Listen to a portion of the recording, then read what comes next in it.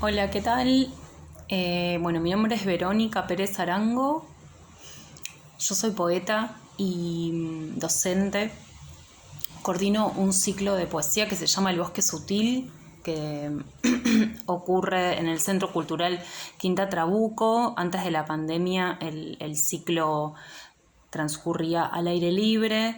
La idea un poco del ciclo El Bosque Sutil fue acercar diferentes voces de diferentes partes de la ciudad al vivo y a la zona norte, donde no había ciclos de poesía que ocurrieran periódicamente. Bueno, ahora con pandemia no lo estamos haciendo, pero pueden, si quieren, entrar al Instagram o buscarnos en Facebook como El Bosque Sutil. Ahí hay un montón de videos. Estamos aprovechando el distanciamiento social y que no se pueden hacer cosas en vivo justamente para invitar a poetas que no viven en Buenos Aires o que no viven en Argentina directamente. Así que bueno, estamos aprovechando la distancia para incluir otras voces y armando un pequeño archivo en las redes.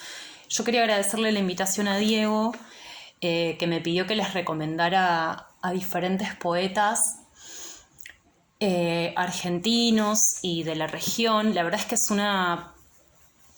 es difícil, ¿no?, la propuesta, porque Latinoamérica es un continente que tiene muchísimas voces y una tradición muy grande. Así que fue dificilísimo. Yo me fui por las ramas y no me restringí solamente a 3 escritores y escritoras, sino que bueno, estuve revisando un poco mi biblioteca y elegí diferentes textos y autores. En principio me parecía como interesante empezar sugiriéndoles que lean. Justo no tengo el libro acá porque lo presté, pero pueden encontrar poemas de Mariano Blatt. Se escribe B larga L-A-T-T, Mariano Blatt, que es un poeta argentino porteño, muy joven, sí, tiene 30 y pico de años, nació en la década del 80 y es un poeta que se nutrió mucho con la poesía de los 90, ¿no?, que era una poesía muy vinculada a lo coloquial, al lenguaje callejero. Y Mariano tiene poemas donde recupera justamente como el registro de la oralidad, pero además tiene un par de poemas que son muy interesantes y yo se los quería como regalar en la lectura, porque son poemas que usan un procedimiento al que él recurre cuando no puede escribir. Entonces son poemas que podemos llamar como poemas infinitos, ¿no?, que se van escribiendo a lo largo de toda la vida, y estos poemas van a morir cuando muera Mariano, o cuando Mariano decida dejar de escribirlos. Pero son como amuletos, son poemas amuletos que nos ayudan a escribir cuando estamos con poca inspiración, ¿no? Si es que creemos en la inspiración. Justamente Blatt no cree mucho en la inspiración. Les voy a leer una parte porque es larguísimo, pero para que vean la música que tiene, ¿no? Tiene casi como que es una canción, un rap. Parece un día triste de invierno, parece que estás enojado, parece un campamento del club, parece una canción de Virus, parece un disco de Virus, parece que estás cansado, parece que no me querés más, parece que estoy solo, parece que venís de lejos, parece la primera vez, parece un 176, parece una bolsa atrapada en un árbol, parece un edificio que gasta mucha electricidad, parece indio, parece de otro nivel, parece que todo pasará más lento, parece que es acá, parece que todo bien, parece marzo, parece que te gustó, parece que estás cargado, parece santos lugares, parece una promesa, parece que no prendió, parece mío, parece mentira. Bueno, y el poema, ¿no?, es como una especie de loop infinito que sigue y sigue y sigue. Así que bueno, invito a que lo busquen a Mariano Blatt en YouTube, donde hay muchos videos. Él se filma mucho leyendo y cantando sus poemas, porque para mí son casi canciones. Bueno, y ahora les quería recomendar a una escritora que murió hace ya unos años. Es una gran poeta que se llama Irene Grus, que tiene una obra enorme. Escribió muchísimo, ya era de Buenos Aires. Y lo interesante para mí de Irene es que justamente trabaja un yo lírico vinculado, ¿no? Como a lo autobiográfico, si se quiere, porque podemos decir que la poesía es como un género que está como muy pegado a la experiencia, pero en realidad lo que hace es torcer las anécdotas. Ella utiliza justamente la ficción en sus poemas, y eso es lo interesante, ¿no? Que ella habla de cómo torcer la anécdota, de qué manera mentir la verdad, para que el poema no sea solamente como un llanto, ¿no? O un espacio donde uno va a hacer catarsis. Yo les voy a leer un poema de un libro hermosísimo ella que se llama La Dicha. Estas es su obra reunida, pero dentro de la obra reunida está La Dicha, que es un libro bastante corto. Y este poema es muy hermoso, es un poema medio playero, se los voy a leer. Se llama El Rito. Dice: levanten sus cosas, sus muslos firmes, el canasto cargado hasta el tope, todo para mantener el agua fresca y caliente la leche, todo guardado fuera de lugar ya. Cubran a sus niños del frío y del ocaso, levanten las reposeras, los detalles, y dejen hablar al mar conmigo. Las varices de las viejas sufrientes o luchadoras o satisfechas por lo que han hecho al cabo con sus vidas, recójanlas, así como los hombres recogen menudencias de su medio mundo, esos que pescan con red. Y los bravíos que llevan el sedal lejos, lejos, levanten, hombres morenos de vellos tan rubios, las carpas, aten las sogas con un lamento parecido a hoy no me he hecho a la mar, tampoco hoy, y dejen hablar al mar conmigo.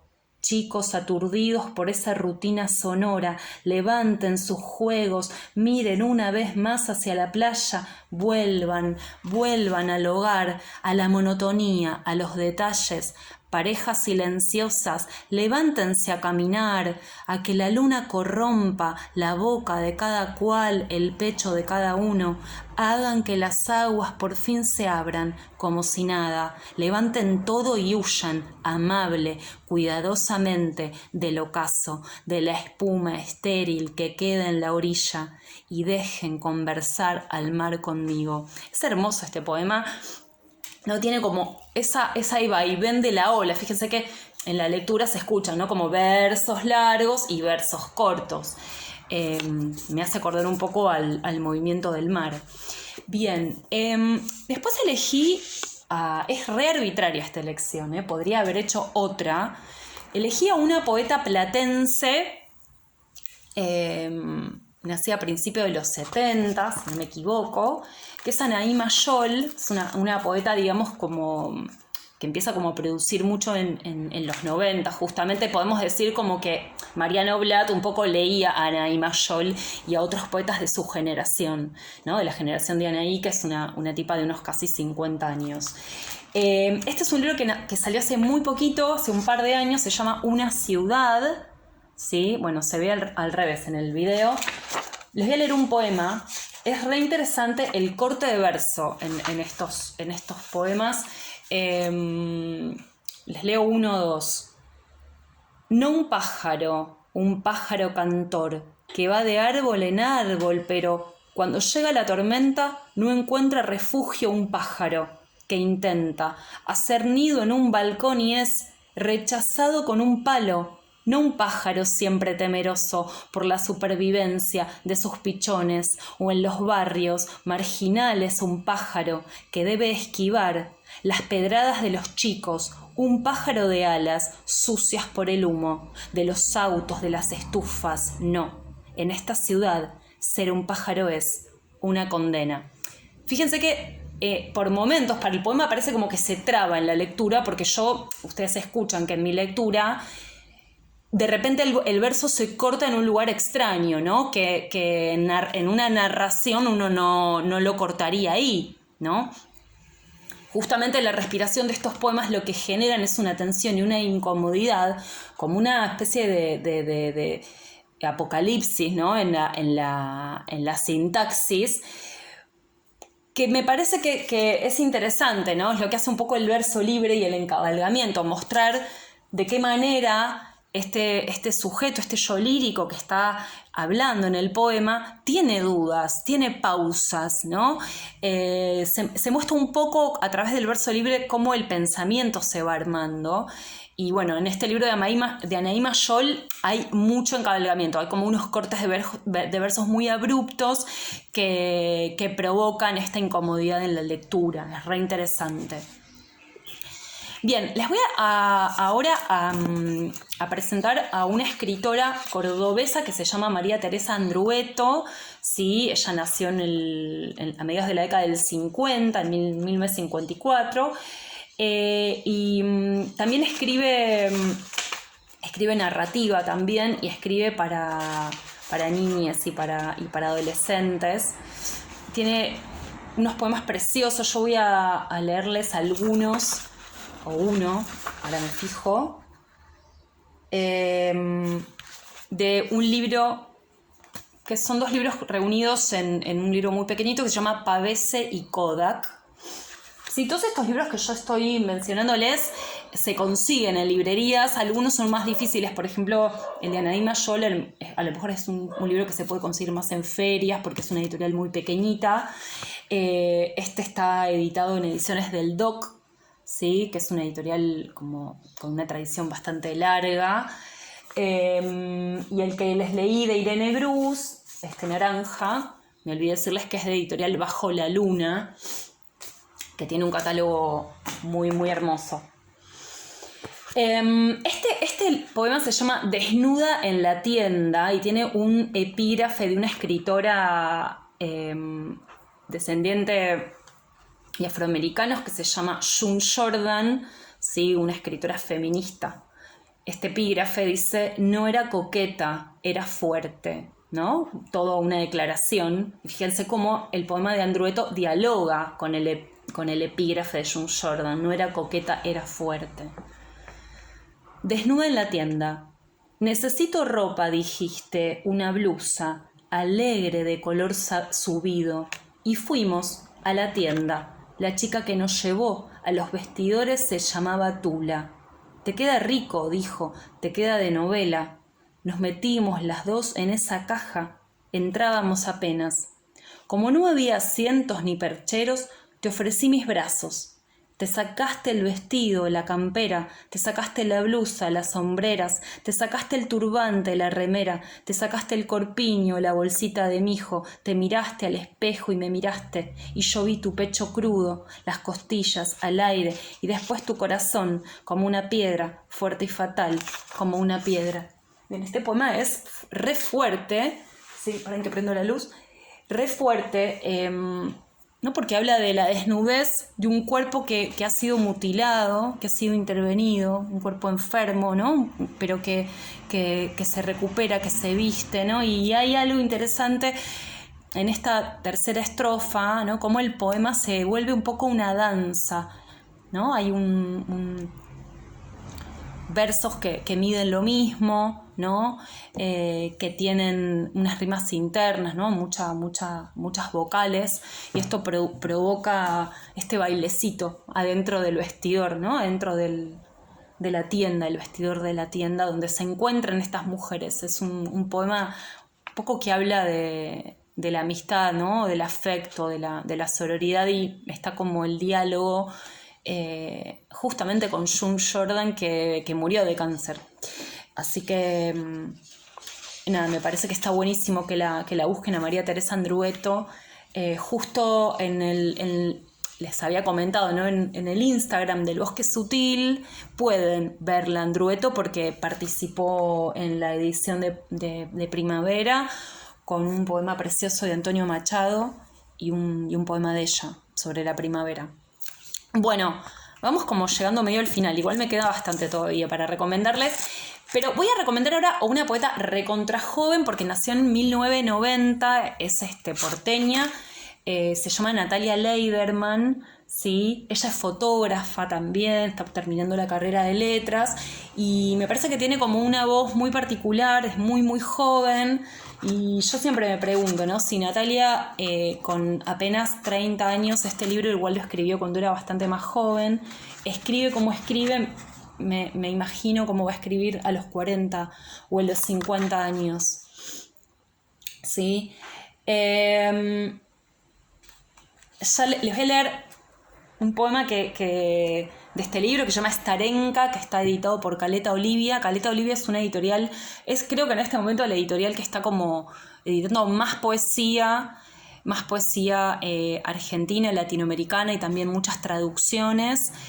Tiene un catálogo gigante y sus libros son muy, muy accesibles, no son libros caros, tienen muy buena distribución, así que yo creo que Caleta pueden conseguirlo, está en las redes, se manejan también con delivery, así que busquen libros de Caleta Olivia. Este libro Natalia lo escribe, hace como una investigación sobre su abuela, le saca fotos, habla con su abuela, la entrevista y digamos del resultado como de este acercamiento a este antepasado, ¿no? Que es un poco una conexión como con su biografía incluso. Finalmente da como resultado este libro. Les leo un poema, ¿sí? Que se llama Es febrero y ya han iniciado el operativo para que vuelva a su casa. Entonces empiezo a pensar, ¿qué hará ese primer momento cuando por fin esté sola? Vuelta a la pura agua de pozo, a la pura madriguera, a los techos altos y humedecidos, a la cama doble. Me acuerdo de una sola noche que dormí en su casa, aferrada a un muñeco extraño, duro, de colores opacos. No me acuerdo por qué, nunca más volví a quedarme. Los sillones verde pantano, el jardín atrás y adelante, los enormes placares de algarrobo, la enredadera que asciende por la ventana e inmoviliza las persianas bajas de su cuarto. ¿Cuándo resignaste la luz, pregunto, y el aire, y te entregaste al avance desvelado de la naturaleza? Les leo uno más. ¿Por qué te quedaste bajo el sol rabioso, hasta mancharte la cara, el cuello, los hombros? ¿Por qué te quedaste ahí, mirando inmóvil la costa, incluso cuando empezaron a crecerte cosas, extrañas protuberancias, lenguaje? Qué placer tan extraño y sin embargo, lo entiendo, lo veo. El sol en fricción lenta y prolija, el sol como una lengua sabia y naranja, lamiéndote de a poco, la piel desnuda hasta acabarte. Qué tristeza, qué silencios, qué ausencia de amor. ¿No? Es tremendo, es una voz muy fuerte, como una voz muy severa, ¿no? También, que tiene una mirada muy poco condescendiente con la vejez y con esta abuela que por momentos parece ser una anti-abuela y esta poesía me parece que devela un poco el lado B de las abuelas. A mí me encanta, está muy bueno. Y me había olvidado que les quería hablar de un poeta correntino que se llama Franco Rivero. Sí, Franco Rivero nació a principios de la década del 80, ¿sí? Tiene más o menos la edad de Mariano Blatt, ¿sí? Y este libro se llama Vos, ahora vos, ¿sí? Hay como un jueguito ahí con el pronombre y con la palabra vos, con la voz, con Z. Y este título, ¿no? Este juego que hace es un juego un poco que Franco hace en sus textos, ¿no? Juega mucho con los significantes, ¿sí? Con las connotaciones, y en general tiene poemas muy breves, no usa mayúsculas, no usa signos de puntuación, por lo tanto los poemas, ¿no? La ausencia de signos de puntuación también deben ser leídas, esta ausencia debe ser leída, estos silencios deben ser leídos, y fíjense que los poemas son muy cortos, se ocupan en la página, están como centrados, hay mucho blanco alrededor. Miren digo, no importa, aunque no lo lean, pero para que vean el dibujo, ¿no? Y miren, y usa mucho lenguaje coloquial, ¿no? Fíjense, por ejemplo, lo que yo leí, los poemas de Natalia, hay palabras como más grandes, si se quiere, ¿no? Sol, amor, hay otras palabras, ¿no? Como muerte, brillo, ¿no? Que son palabras que tienen como una tradición. ¿no? Y ella un poco dialoga con esa tradición, pero en Franco Rivero, por ejemplo, o en Mariano Blatt, que igual son súper diferentes, pero hay una recuperación de las voces de la calle, de lo que se oye, y a mí me parece eso como que es súper rico. Miren este poema, es como chiquitito, dice: ¿viste que hay personas que tienen el corazón como un hogar, que aún sin creer en la palabra hogar, ese corazón te gusta? Bueno, eso, así de simple. Me parece como, no sé, súper tierno, me encanta. Me encanta mucho Franco Rivero. Bien, y para ir terminando, voy a terminar con dos poetas como más canonizados, ¿no? Que están como en el canon, sobre todo. Ahora les explico un poco de qué forma. Y después quiero presentarles a tres poetas de otras partes, ¿sí? De Latinoamérica. Solo tres, más que nada elegí argentinos y argentinas. Bien, yo sé que estuvieron un poco leyendo o hablando de Alejandra Pizarnik. De esa misma generación hay una poeta que ahora se recuperó su obra porque se reeditó, que es Susana Tenon, ¿sí? Susana Tenon, que también era fotógrafa, murió joven también de un cáncer. La Morada Imposible reúne todos sus libros, ¿sí? Y sus fotografías también. Y digo que es de la misma generación que Alejandra Pizarnik, pero su poesía, que es súper irreverente, lo que tiene como interesante, que a mí me gusta mucho, es que cruza, une lo alto con lo bajo, ¿no? Ella era súper erudita, ¿no? Era una persona que empezó a dar clases de latín en la facultad, en la UBA, estudió letras, o sea que tiene una formación muy fuerte, era traducida del latín, pero era, digamos, alguien que no se podía bancar la carrera académica, en el sentido que no pudo sostener su lugar en la academia porque era alguien muy libre, ¿no? Y dentro de la academia se sentía absolutamente ahogada y además ella un poco en su escritura devela, ¿no? Las rencillas que hay, las situaciones de poder, los lugares de poder, critica mucho a las instituciones. Y me parece que se hizo mucho cargo de esta voz que aparece en sus textos y entonces termina en realidad alejándose de la academia y se burla. No sé qué poemas tengo marcados acá. Miren, por ejemplo, este poema, ¿no? Fíjense cómo mezcla lo alto y lo bajo. Vos, que leíste a Dante en fascículos, te dejaste llevar por esos dibujitos a los que llaman miniaturas iluminadas y te tragaste todo, de pe a pu. Pero es mentira. Ese complicadero del infierno es pura macana, hecha a propósito para hacerte perder tiempo en calcular a qué círculo irán a dar los huesos de tu alma. ¿Y sabes una cosa? Este famoso Averno es de una sencillez admirable que no de balde su señor es astuto. Llegás allí y te dicen: sos libre, andá y hacé lo que te dé la gana. ¿No? Súper irreverente, se mete con Dante Alighieri, es una genia. A ver si les leo otro más de Susana Tenon.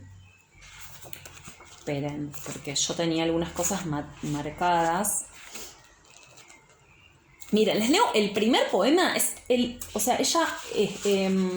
Su primer libro se llama Edad sin tregua.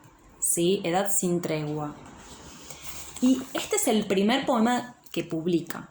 Se llama Fundación, ¿no? Ya es todo una declaración, ¿no? Tu primer poema publicado que se llama Fundación. Fundación. Como quien dice: anhelo, vivo, amo. Inventemos palabras, nuevas luces y juegos, nuevas noches que se plieguen a las nuevas palabras. Hagamos otros dioses menos grandes, menos lejanos, más breves y primarios, otros sexos hagamos y otras imperiosas necesidades nuestras, otros sueños, sin dolor y sin muerte, como quien dice, nazco, duermo, río, inventemos la vida nuevamente, ¿no? Es interesante, ¿no? Hagamos otros dioses menos grandes, menos lejanos, ¿no? Hay algo de un intento de acercar la poesía, ¿sí? De solemnizarla, incluir la risa, la burla. Me encanta Susana Tennant. ¿Sí? Por ejemplo, hay un libro de ella que es como de sus libros más conocidos y más irreverentes, que se llama Ova Completa. Ova completa, fíjense cómo ahí mezcla, ¿no? El latín. Ova completa es que es un poco decir tengo las bolas llenas. Y miren este poema que dice: si durmieras en ramos mejía, amada mía, qué despelote sería. Cómo fuera yo a tus plantas, cómo esperar a tranvías, cómo por llegar de noche abordar a mediodía. Qué despelote sería, con tu abuela enajenada, con tu hermana y tus manías, con tus primos capitanes haciéndonos compañía, qué despelote sería, con tu madre en la ventana, con tu madre noche y día, con tu madre que nos tiende la cama negra de hormigas, qué despelote sería. Sin tus huecos en mis huecos, sin tus sombras en las mías, sin dedos con que golpear el tambor de la agonía. Si durmieras en ramos mejía, amada mía, qué despelote sería, qué despelote sería, amada, amada mía. Fíjense que utiliza como una versificación, ¿no? Una longitud de verso muy típica de la oralidad, ¿no? Por eso tiene este ritmo tan notable, ¿sí? Bien, bueno, me estoy yendo al demonio con el video, muy largo. Pero bueno, si no, Diego lo va a cortar. Les quiero presentar a un poeta súper chiflado que es casi, por momentos, muy difícil entenderlo, pero no me parece que haya que entender la poesía. A mí no me parece que sea algo que haya que entender, ¿no? Porque no es que estamos leyendo, cuando leemos poesía no estamos leyendo un artículo de biología o de medicina, o no estamos leyendo un cuento, una novela donde hay una trama y estoy siguiendo un poco las peripecias de un personaje. La poesía no es un lenguaje referencial, ¿no? Entonces, me parece que leer a Bustriazo nos coloca, justamente cuando digo chiflado, nos coloca un poco en la chifladura, nos coloca un poco en el lugar de la incomprensión, la duda y la musicalidad. ¿No? Por ejemplo, perdón, no les dije, Bustriazo sí es un poeta que pasó como desapercibido durante muchísimo tiempo, tuvo una vida súper errante, que además que él estaba bastante loco, ¿sí? Estuvo internado en psiquiátricos bastante tiempo. Una obra muy vasta, muy grande, pero con poca conciencia de ella, o sea, medio como alguien que escribía medio en cualquier lado y todo le quedaba desordenado. Entonces su obra fue como bastante complicada de ser reunida. Espacio Hudson reúne su obra, ¿sí? en una selección de poemas que se llama Herejía Bermeja. Bustriazo nació en La Pampa, ¿sí? En el 69 y se murió en el 2007. Miren este poema, ¿sí? Se los voy a leer. Es un poema de un libro que se llama Elegías de la piedra que canta. Tan huesolita que te ibas, tan envidiada de qué sombras la tierra ardía huesolita, la siesta ardía melodiosa tan como ibas, tu sonrisa era una piedra robadora y era otra piedra mi costilla, dulce que amarga, sola, cuajada de alta pedrería eran.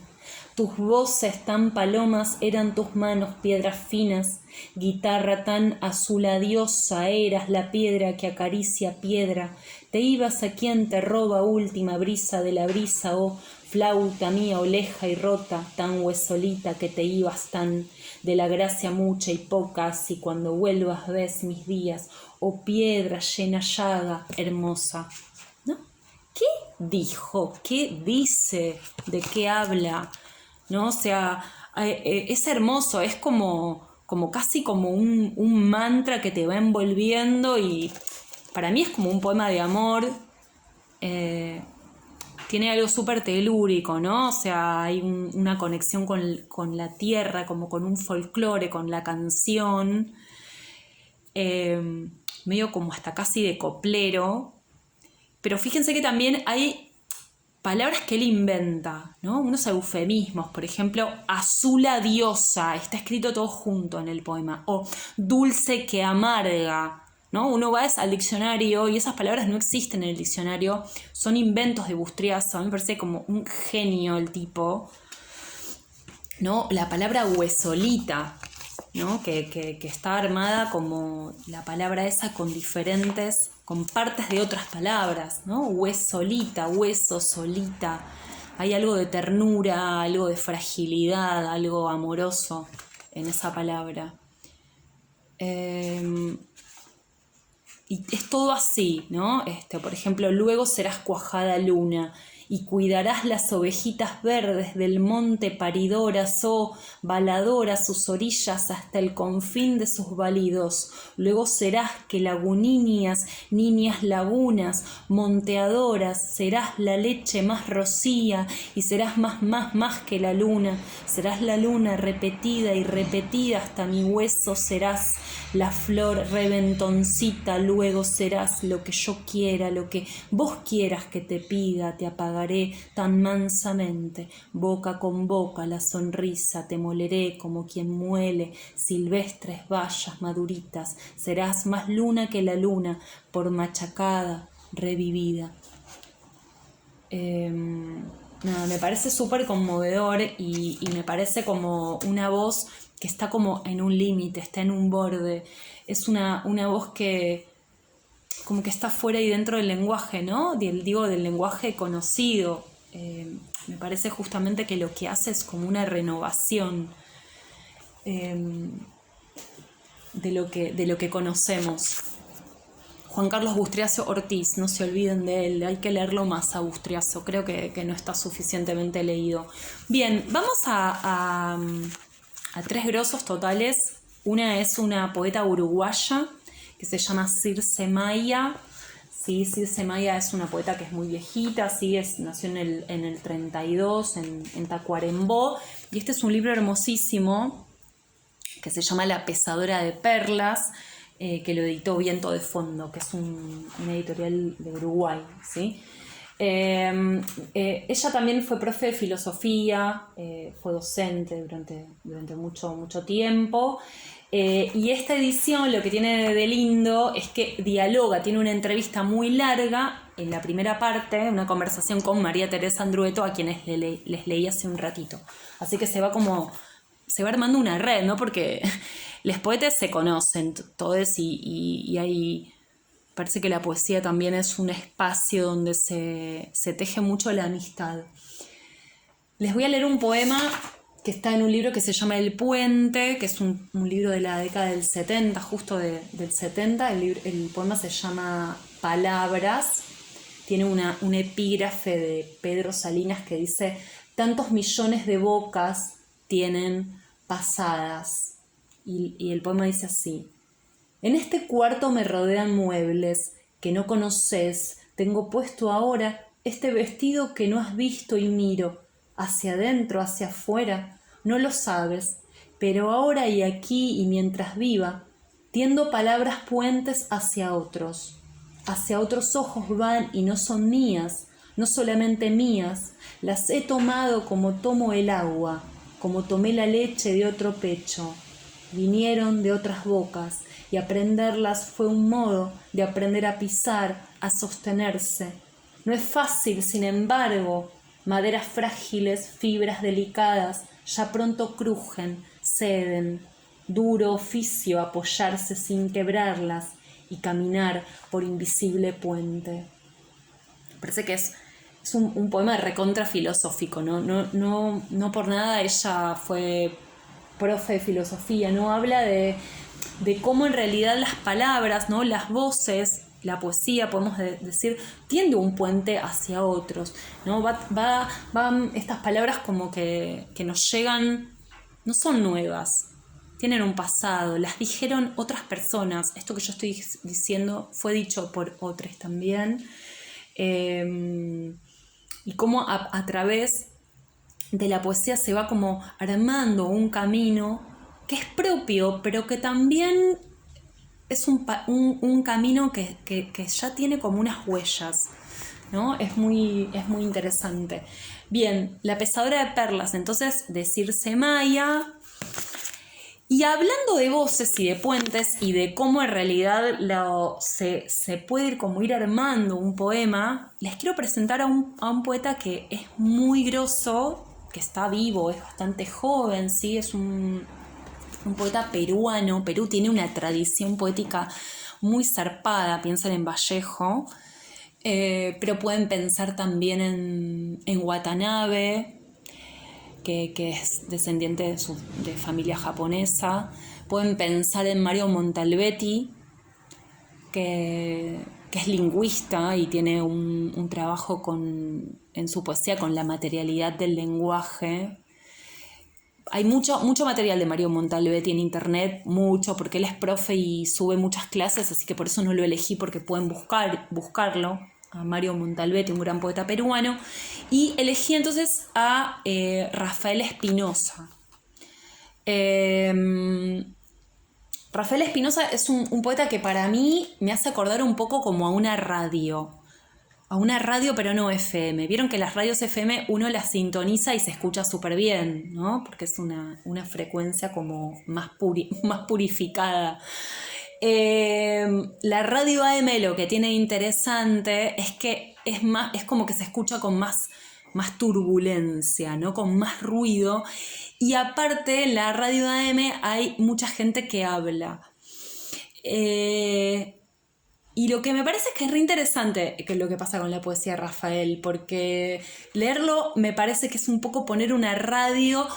Y vieron cuando no podemos sintonizar bien y escuchamos un poquito de cada lugar y se nos interfiere un poco con lo que dice la vecina, lo que pasa dentro de casa, ¿no? Hay algo en la poesía de él que cada poema agencia y va como tomando cosas que se escuchan, ¿no? Y esa reunión arma un objeto muy bello y muy extraño. A ver si les puedo leer alguno de este libro que sacó también Caleta Olivia, ¿sí? Que se llama El vaquero sin agua en la cantimplora, ¿sí? Es un libro muy reciente.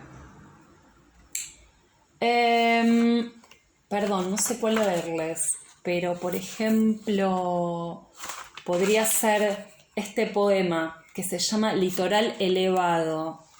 Un país como parte de las extensiones de pastos es un maíz que no se come a solas, oculto tras una idea radiante. Se comparte con los que no queremos o ni siquiera nacieron para olvidarnos y en verdad forman una larga trenza de cabellos, como los que se atropellan oliendo mal y bien en las paradas de los buses, pero sobre todo oliendo mal, sin importarles decorar la condición humana, más bien prontos a mear lluvia ácida sobre cualquier suelo, hasta sobre el que acontece una petición.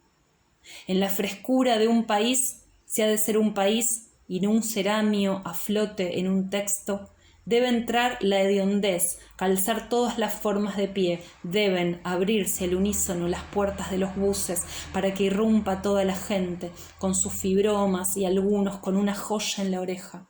Se forma así algo más que costas áridas o diócesis de comida nacional. Se despliega una uniformidad de chompas que a la vez es un sentimiento de no haber acertado con el compás correcto, y están las caras cansadas o las que miran piscinas impresas o las que solo duermen porque el sueño es su única amistad para decirlo, para sentir entre horas. que un país es una especie de pestañear, pero sobre todo se parece a una elasticidad aún no sentida por los huesos, para ser aprendida sobre la grama, en silencio, como abrazando en soledad, como la libertad envuelve al fauno.